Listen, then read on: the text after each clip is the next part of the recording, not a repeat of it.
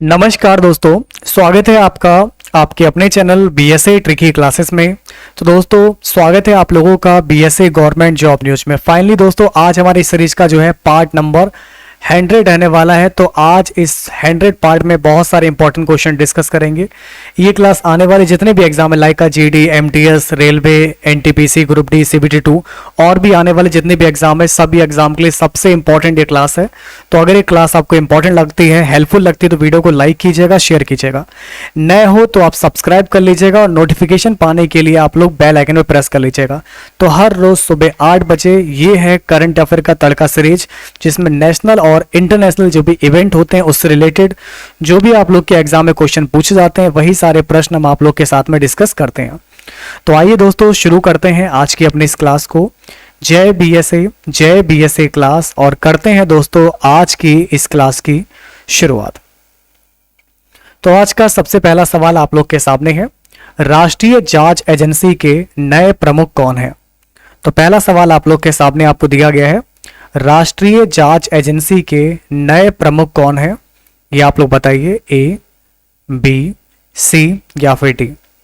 तो राष्ट्रीय जांच एजेंसी के नए प्रमुख हमारे हैं कुलदीप सिंह जी।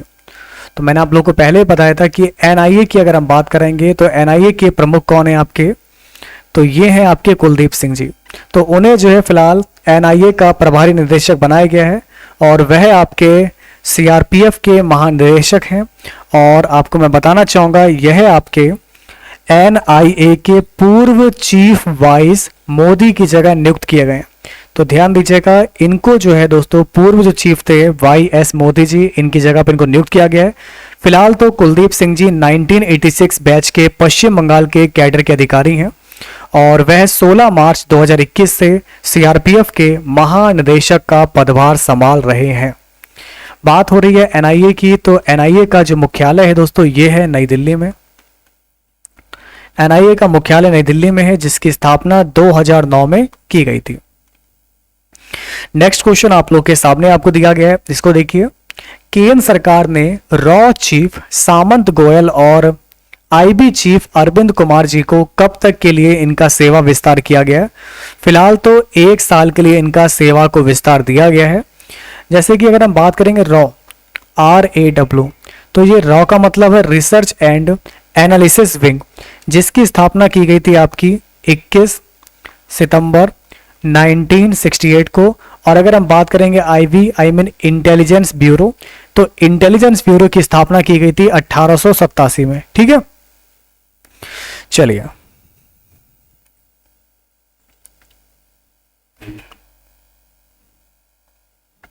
क्या आप जानते हैं कि किस भारतीय कंपनी ने दुनिया का पहला नैनो यूरिया लिक्विड पेश किया? किस भारतीय कंपनी ने दुनिया का पहला नैनो यूरिया लिक्विड पेश किया है? तो आपका राइट आंसर हो जाएगा इफको।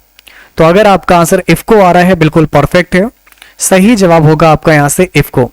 तो दोस्तों IFFCO जिसका हेडक्वार्टर कहां पर है, सबसे पहले दोस्तों नोट कर लीजिएगा। इसका आपका जो हेडक्वार्टर, इसको लिख लीजिएगा, पेपर में इससे बहुत क्वेश्चन बनते हैं स्टैटिक जीके के। तो इसका हेडक्वार्टर है नई दिल्ली में। इफको की स्थापना कब की गई थी? इसकी स्थापना की गई थी आपकी 3 नवंबर 1967 को नई दिल्ली में इसकी स्थापना की गई थी। अगर आपके एग्जाम में आता है कि इसके अध्यक्ष कौन है, तो इसके अध्यक्ष आपके हैं VS नकई जी। ओके ना, तो VS नकई जी इसके जो हैं आपके अध्यक्ष हैं। और अगर आपके एग्जाम्स तो आता है कि इफको के MD और CEO कौन है, तो doctor US Awasthi ji. Okay ना, डॉक्टर US अवस्थी, तो ये इसके अध्यक्ष हैं। तो क्या मैंने बताया आपको किस भारतीय कंपनी को दुनिया का पहला नैनो यूरिया लिक्विड पेश किया है? तो किस भारतीय कंपनी ने पेश किया? ये है आपकी IFFCO इफको। और अगर हम इसकी बात करेंगे दोस्तों तो सभी लोग ध्यान दीजिएगा, इसका मुख्यालय है नई दिल्ली में। स्थापना 3 नवंबर 1967 को नई दिल्ली में की गई थी। इसके अध्यक्ष VS नकई जी और इसके MD और CEO हैं डॉक्टर US अवस्थी। ठीक है, तो याद रखिएगा इसकी फुल फॉर्म होती है Indian farmers fertiliser cooperative limited. इसकी फुल फॉर्म क्या होती है? इफको की इसकी फुल फॉर्म होती है Indian farmers fertiliser cooperative limited. इसके बाद बढ़ते हैं आगे। नेक्स्ट क्वेश्चन आप लोग के सामने आपको दिया गया है, इसको बताइए। दोस्तों स्वदेशी जहाज सजग को मई 2021 में किस सुरक्षा बल के बेड़े में शामिल किया गया? तो हमारा सही जवाब हो जाएगा इंडियन कोस्ट गार्ड, यानी कि भारतीय तट रक्षक। सबसे पहले सवाल दोस्तों यह बनता है कि इंडियन कोस्ट गार्ड की स्थापना कब की गई थी?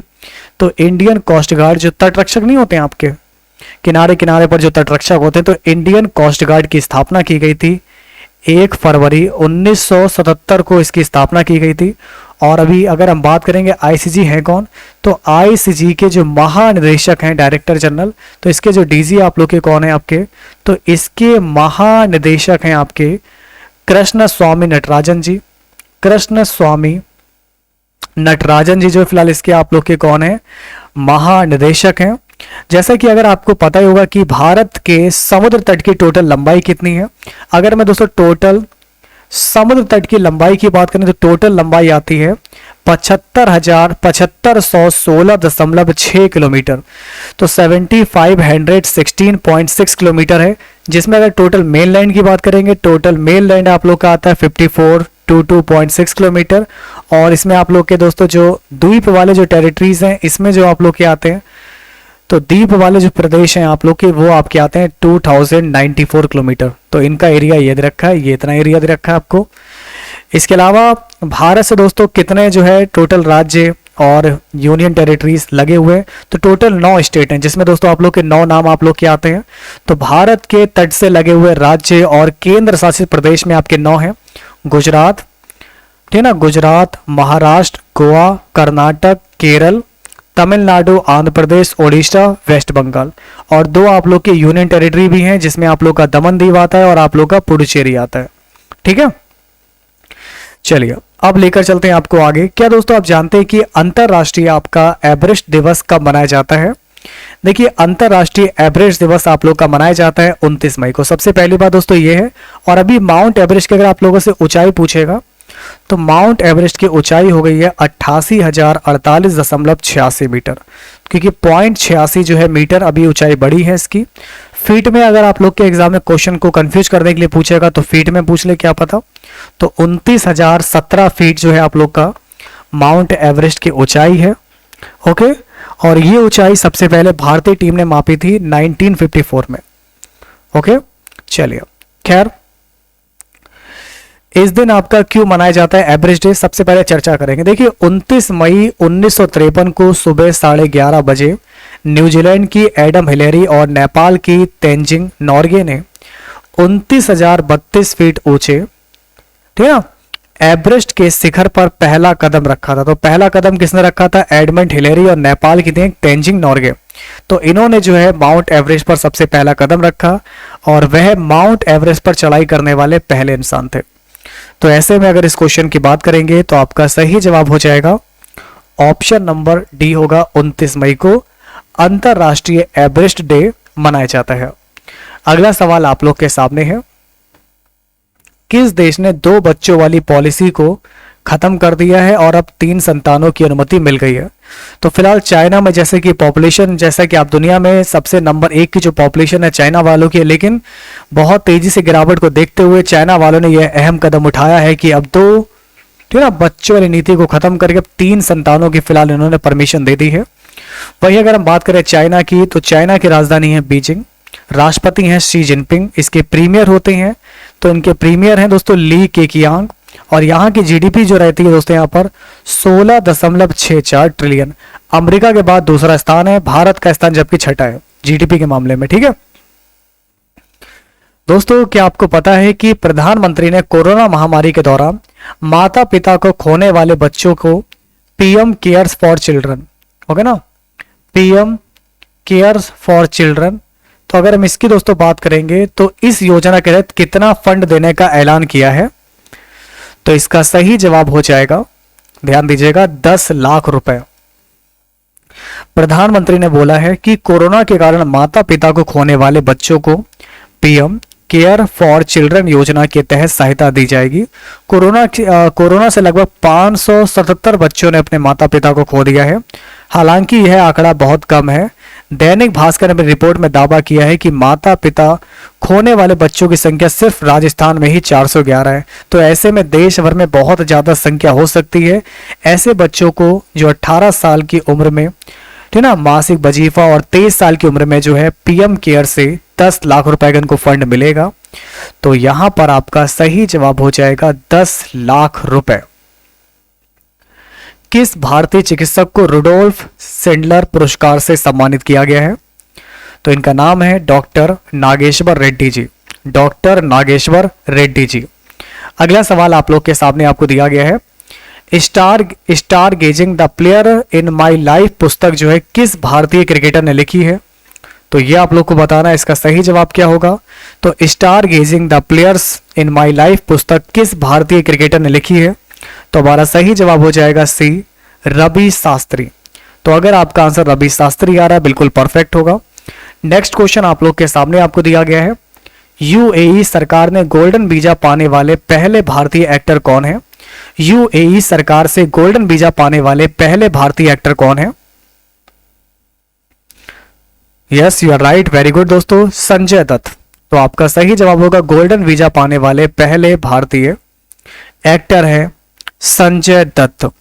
ओके, तो यूएई ने 2019 में लॉन्ग टर्म रेजिडेंट वीजा के लिए नया सिस्टम लागू किया और इसके मुताबिक विदेशी लोग यहां रहकर अपना कारोबार कर सकते हैं, पढ़ाई भी वगैरह कर सकते हैं।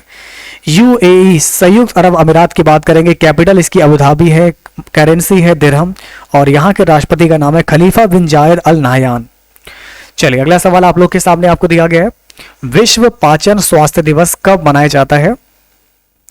विश्व पाचन स्वास्थ्य दिवस आपका मनाया जाता है 29 मई को। विश्व पाचन स्वास्थ्य दिवस मनाया जाता है आप लोग का 29 मई को और इसकी दोस्तों थीम है, ठीक ना, obesity and ongoing pandemic. Note कर लीजिए 2021 की इसकी थीम दोस्तों आपकी क्या है? ओबेसिटी एंड ऑनगोइंग पेंडेमिक, ये इसकी थीम है, नोट कर लीजिएगा। अगला सवाल आप लोग के सामने आपको दिया गया है दोस्तों, नेचर क्लाइमेट चेंज जर्नल की स्टडी के मुताबिक 1991 से 2018 के बीच हुई मौतों में से 1/3 का कारण जो है क्या बताया गया है? तो अगर हम इस क्वेश्चन की बात करेंगे तो इसका करेक्ट आंसर क्या हो जाएगा? ध्यान दीजिएगा, ग्लोबल वार्मिंग। तो जिसका भी आंसर आ रहा है दोस्तों ग्लोबल वार्मिंग आ रहा है, बिल्कुल परफेक्ट है। तो हमारा यहां से करेक्ट आंसर हो जाएगा ग्लोबल वार्मिंग। नेक्स्ट क्वेश्चन के आप लोग के सामने आपको दिया गया है, विश्व स्वास्थ्य संगठन ने तंबाकू नियंत्रण के क्षेत्र में उपलब्धियों के लिए किस केंद्रीय मंत्री को WHO महानिदेशक विशेष मान्यता पुरस्कार से सम्मानित किया? तो साथियों, विश्व स्वास्थ्य संगठन ने तंबाकू नियंत्रण के क्षेत्र में उपलब्धियों के लिए किस केंद्रीय मंत्री को WHO महानिदेशक विशेष मान्यता पुरस्कार से सम्मानित किया है? तो इनका नाम है दोस्तों डॉक्टर हर्षवर्धन जी। ठीक है, तो जिनका भी आंसर आ रहा है डॉक्टर हर्षवर्धन, बिल्कुल परफेक्ट होगा। सही जवाब हो जाएगा आपका डॉक्टर हर्षवर्धन। नेक्स्ट क्वेश्चन आप लोग के सामने आपको दिया गया है, जीएसटी परिषद ने कोविड सामग्री पर कर छूट के निर्णय के लिए किसकी अध्यक्षता में 8 सदस्यीय पैनल बनाया है? बताइए, क्या लगता है आपको कि इस सवाल का आपका सही जवाब क्या हो जाएगा? ए, बी, सी या फिर डी? तो जिनका अगर हम इस क्वेश्चन से बात करेंगे तो यहां पर आपको क्या लगता है सही जवाब? देखिए, इसी तरीके से जिस तरीके से आज मैं आप लोग को बता रहा हूं, एक एक पॉइंट, एक एक चीज मैं आप लोग को समझा रहा हूं, ऐसे ही तो क्वेश्चन आपके एग्जाम में आते हैं। और यही चीज आप लोग नहीं पढ़ते हैं तो होता है कि एग्जाम के टाइम में आपके ज्यादातर क्वेश्चन जो है आप लोग के गलत हो जाते हैं। ठीक है, तो साथियों अगर इस क्वेश्चन की बात करेंगे तो हमारा सही जवाब क्या हो जाएगा? ऑप्शन डी होगा आपका यहां से कॉनराड संगमा। तो जिनका भी आंसर आ रहा है कॉनराड संगमा, बिल्कुल आपका आंसर परफेक्ट हो जाएगा। सही जवाब होगा option number A, option number D. और वित्त मंत्री कौन इस समय? निर्मला सीतारमण जी हैं। आइए दोस्तों बढ़ते हैं आगे। हमारा जो अगला सवाल आप लोग के सामने आपको दिया गया है दोस्तों, विश्व स्वास्थ्य संगठन ने भारत में पाए गए कोविड-19 के वेरिएंट का नया नाम क्या रखा है?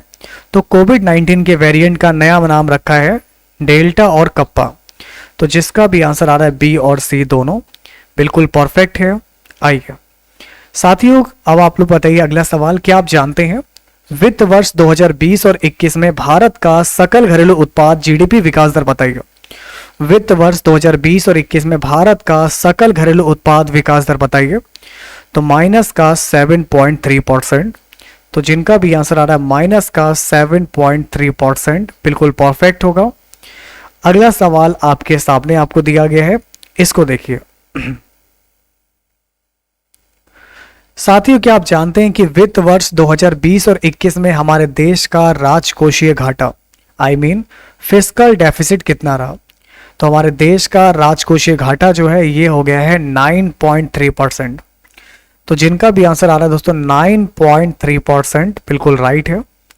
अगला सवाल आप लोग के सामने है, ब्रिक्स देशों के विदेश मंत्रियों की 1 जून 2021 को वीडियो कॉन्फ्रेंसिंग के जरिए हुई मीटिंग की अध्यक्षता किसने की? तो इस मीटिंग की अध्यक्षता की है हमारे एस जयशंकर ने। भारत इस वक्त ब्रिक्स देशों का अध्यक्ष है। ब्रिक्स में आपके 5 देश आते हैं, Brazil, Russia, India, China, south Africa. तो इन देश के विदेश मंत्रियों की वीडियो कॉन्फ्रेंसिंग के जरिए मीटिंग की अध्यक्षता हमारे भारत के जो विदेश मंत्री हैं एस जयशंकर, इन्होंने ही की है। मीटिंग में मुद्दा था कोविड-19 महामारी और उससे पैदा हुए हालात। इसके अलावा सदस्य देशों में विकास और आतंकवाद से निपटने के उपायों पर भी इसमें चर्चा की गई है। एक सवाल दोस्तों ये बहुत इंपॉर्टेंट बनता है आपके एग्जाम के लिए, क्या आप जानते हैं कि विश्व तंबाकू निषेध दिवस कब मनाया जाता है? सबसे पहले मैं आप लोग को बताता हूं, कमिट टू क्विट, तंबाकू को छोड़ने के लिए प्रतिबद्ध। नोट कर लीजिए आप लोग कि 2021 की थीम क्या है। 2021 को जो इसकी थीम रखी गई दोस्तों यहां पर, तंबाकू छोड़ने के लिए प्रतिबद्ध, तंबाकू छोड़ने के लिए प्रतिबद्ध। तो ये इसकी थीम है, यानी कि दोस्तों कमिट टू क्विट। तो ये इसकी थीम रखी गई है। तो तंबाकू निषेध दिवस, तो विश्व तंबाकू निषेध दिवस आपका 31 मई को मनाया जाता है। इसके अलावा नेक्स्ट क्वेश्चन आप लोग के सामने आपको दिया गया है, खेल मंत्रालय ने प्रतिभाओं को निखारने के लिए कितने राज्यों में नए 143 खेलो इंडिया केंद्र खोलने का फैसला किया है? तो आपका राइट आंसर हो जाएगा 7 राज्य हैं। खेलो इंडिया में दो तरीके के गेम्स होते हैं, एक होता है यूथ गेम और एक होता है स्कूल गेम। पहला एनुअल गेम 2018 में हुआ था। तो अगला खेलो गेम कब और कहां पर होगा? तो 21 नवंबर से 5 दिसंबर 2021 को पंचकुला हरियाणा में होगा। जो आप लोग का जो अगला गेम नहीं होगा खेलो इंडिया वाला, ये 21 तारीख से स्टार्ट होगा नवंबर में और 5 दिसंबर 2021 को होगा पंचकुला हरियाणा में। नेक्स्ट क्वेश्चन, स्मार्ट किचन योजना किस राज्य में शुरू की गई है? प्यारे साथियों क्या आप लोग जानते हैं कि स्मार्ट किचन योजना किस राज्य में आपकी शुरू की गई है? तो स्मार्ट किचन योजना शुरू की गई है हमारे केरल में। स्मार्ट किचन योजना शुरू की गई है केरल में। अब हमारा आज का अगला सवाल आप लोग के सामने आपको दिया गया है, विश्व दुग्ध दिवस कब मनाया जाता है? दुग्ध दिवस आपका मनाया जाता है 1 जून को और इसकी थीम क्या है? 2021 की थीम है इसकी sustainability in the dairy sector with messages around the environment, nutrition and socio economics. तो पर्यावरण, पोषण और सामाजिक अर्थशास्त्र के संदेशों के साथ डेयरी क्षेत्र में स्थिरता। तो sustainability in the dairy sector with message around the environment, nutrition and socio economics. तो परफेक्ट आंसर हो जाएगा 1 जून। अगला सवाल आप लोग के सामने आपको दिया गया है, वैश्विक मातृ पितृ दिवस कब मनाया जाता है? तो वैश्विक मातृ पितृ दिवस यानी कि ग्लोबल पेरेंट डे, तो ग्लोबल पेरेंट डे मनाते हैं 1 जून को। ग्लोबल पेरेंट डे मनाते हैं 1 जून को। संयुक्त राष्ट्र शांति मिशन के किन 3 भारतीयों को मरणोपरांत संयुक्त राष्ट्र के प्रतिष्ठित मेडल से मई 2021 में सम्मानित किया गया? संयुक्त राष्ट्र शांति मिशन, United Nation peace keeping mission के किन 3 भारतीयों को मरणोपरांत, ठीक है ना? तो यहां पर आपको दिया गया है संयुक्त राष्ट्र के प्रतिष्ठित मेडल से अभी मई 2021 में शामिल किया गया है। तो ये सम्मानित पाने वाले व्यक्ति आपके हैं इसमें corporal Yuvraj Singh, Ivan Michael पिकाल्डो और मूलचंद यादव जी हैं। तो अगर आपका आंसर आ रहा है ऑप्शन नंबर ए है तो बिल्कुल राइट हो जाएगा। तो अगर हम इस क्वेश्चन की बात करेंगे तो आपका यहां पर सही जवाब हो जाएगा ऑप्शन नंबर ए होगा। दोस्तों क्या आप जानते हैं कि ब्रॉडकास्टर के शीर्ष निकाय इंडियन ब्रॉडकास्टिंग फाउंडेशन आईबीएफ का नाम बदल के क्या कर दिया गया है? दरअसल आईबीएफ में डिजिटल शब्द को जोड़ा गया है और इसका नाम रखा है Indian broadcasting and digital foundation. तो आईबीएफ का हो गया है आईबीडीएफ। ठीक है, तो आईबीडीएफ हो जाएगा। और आपके एग्जाम में अगर आता है कि अच्छा दोस्तों बताइए कि आईबीडीएफ यानी कि इंडियन ब्रॉडकास्टिंग डिजिटल फाउंडेशन, तो इसके चेयरपर्सन कौन है? तो इसके चेयरपर्सन आपके हैं जस्टिस रिटायर गीता मित्तल जी। गीता मित्तल जी जो है इसकी चेयरपर्सन है।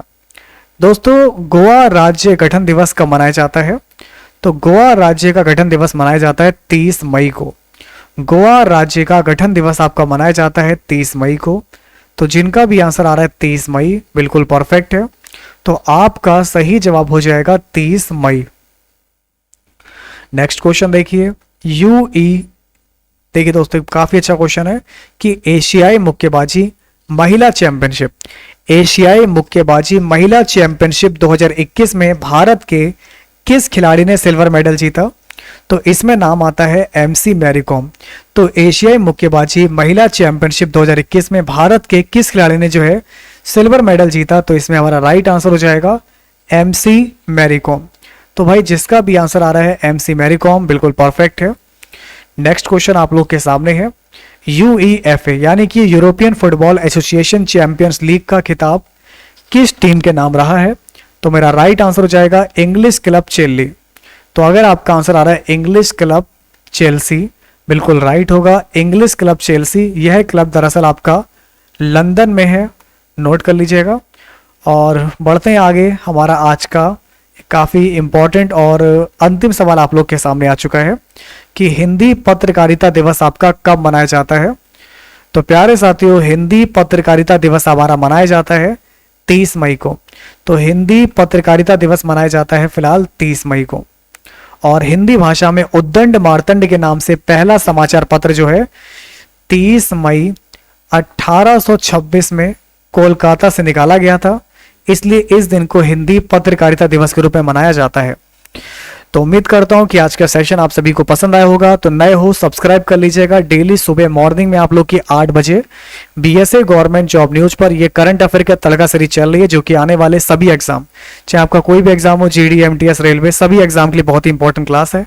तो अगर ये क्लास आप लोग को पसंद आती है, हेल्पफुल लगती है, तो वीडियो को लाइक कीजिएगा, क्लास को मिलकर शेयर कीजिएगा। हम मिलेंगे आप लोगों से आपकी नेक्स्ट क्लास में कुछ ऐसे ही इंपॉर्टेंट क्वेश्चन के साथ। तो फिर होगी मुलाकात। रखिएगा अपना ख्याल, तब तक के लिए नमस्कार। जय बीएसए क्लास। और आप सभी का तहे दिल से बहुत बहुत धन्यवाद, शुक्रिया। जय हिंद, वंदे मातरम।